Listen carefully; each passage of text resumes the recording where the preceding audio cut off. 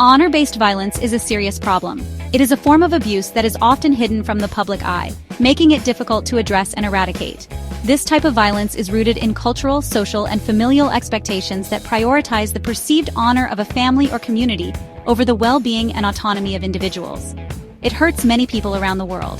Victims of honor-based violence can be found in various countries, cultures, and communities. The impact of this violence is profound, leading to physical injuries, psychological trauma, and even death.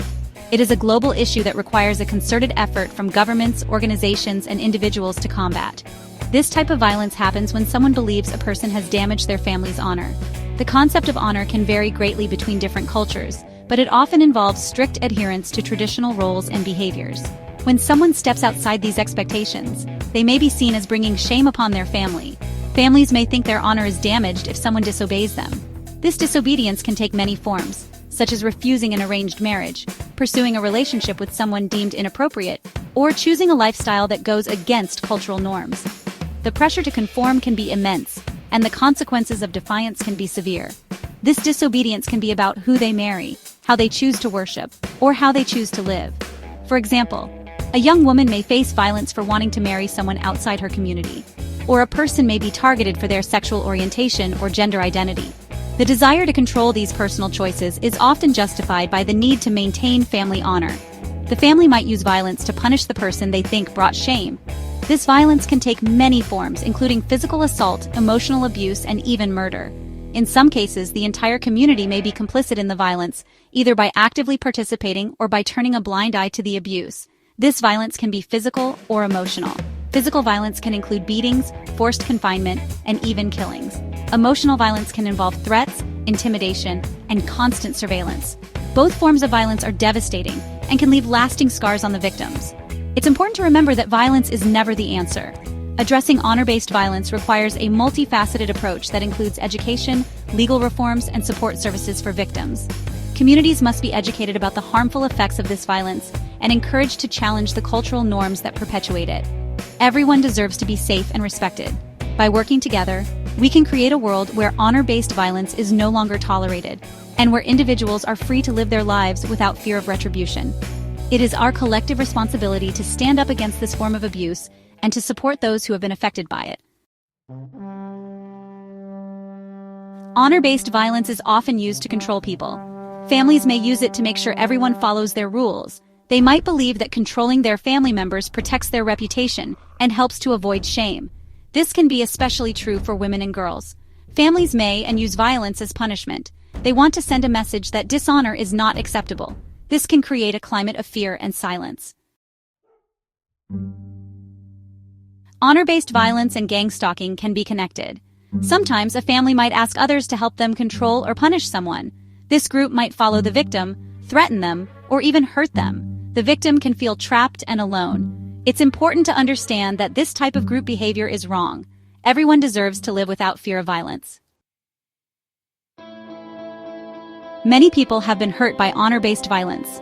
This form of violence is often rooted in cultural, religious, or social beliefs that prioritize family honor over the well-being and autonomy of individuals, particularly women. It can manifest in various ways, including physical abuse, emotional manipulation, and even murder. The victims are often left feeling isolated, scared, and powerless, with little to no support from their communities. One example is the story of a young woman named Amina. Amina grew up in a conservative family where traditions were strictly followed. From a young age, she was taught to obey her elders and uphold the family's honor. However, as she grew older, Amina began to question these rigid expectations and yearned for a life where she could make her own choices. Amina fell in love with a man her family did not approve of. This man, who we'll call Ahmed, was kind, respectful, and deeply in love with Amina. They dreamed of building a future together, but their relationship had to be kept secret due to the fear of retribution from Amina's family. Despite the risks, their love continued to grow stronger. Her family threatened her and then forced her to marry someone else. When Amina's family discovered her relationship with Ahmed, they were furious. They saw her actions as a betrayal and a stain on their honor.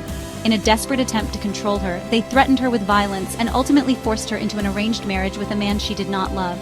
Amina's dreams were shattered, and she was left feeling trapped and hopeless. Amina's story is not unique. Sadly, there are countless individuals around the world who face similar fates. These victims often suffer in silence, afraid to speak out due to fear of further violence or ostracization. the psychological and emotional toll of honor-based violence is immense, leaving deep scars that can last a lifetime. Many people around the world face similar situations. Honor-based violence is a global issue that transcends borders, cultures, and religions. It affects people from all walks of life, and its impact is felt in both urban and rural communities. Efforts to combat this violence require a multifaceted approach, including legal reforms, community education, and support services for victims. These stories highlight the urgent need to stop this type of violence. It is crucial for governments, organizations, and individuals to work together to raise awareness, provide support to victims, and hold perpetrators accountable. By standing in solidarity and advocating for change, we can help create a world where honor-based violence is no longer tolerated, and everyone can live free from fear and oppression. The role of community in perpetuating and combating violence. Communities can sometimes play a role in perpetuating honor-based violence. This can happen in various ways, such as through the reinforcement of harmful traditions and norms that justify or excuse violent behavior. When a community collectively upholds these beliefs, it creates an environment where violence is not only tolerated, but expected. This can be particularly damaging in close-knit communities where social cohesion is strong, and individuals may feel immense pressure to conform to these harmful norms. If people stay silent, they are indirectly supporting the violence. Silence can be interpreted as approval or acceptance, and it allows the cycle of violence to continue unchallenged. This silence can stem from fear, apathy, or a belief that intervening is not their responsibility. However, this inaction can have devastating consequences, as it enables perpetrators to continue their harmful behavior without facing any opposition. It's crucial to understand that by not speaking out, community members are complicit in the perpetuation of violence. However, communities can also be part of the solution. When community members come together to address these issues, they can create a powerful force for change. By fostering open dialogue and encouraging individuals to speak out against violence, communities can begin to dismantle the harmful norms that support it. This can involve organizing community meetings, educational programs, and support groups that provide a safe space for individuals to share their experiences and seek help. By speaking out against these practices, communities can help create a culture of respect and safety. Public demonstrations, such as protests and rallies, can raise awareness and show solidarity against violence. Community leaders play a crucial role in this process by using their influence to advocate for change and inspire others to take action. Their leadership can help shift public opinion and create a collective commitment to ending violence. It's important to remember that everyone has a role to play in ending this type of violence. Whether it's through direct intervention, supporting victims, or advocating for policy changes, every action counts. Volunteering for local organizations, participating in community watch programs, and educating oneself and others about the issues are all ways individuals can contribute. By working together, communities can create a safer, more inclusive environment where violence is not tolerated and everyone feels valued and protected. Taking action, protecting victims, and preventing future violence. The first step to stopping honor-based violence is to talk about it. We need to raise awareness and educate others about this issue. We need to take action to protect victims of honor-based violence. This includes providing safe shelters and support services. We also need to work on prevention. Educating young people about healthy relationships and consent is crucial. By working together, we can create a future where everyone is free from violence.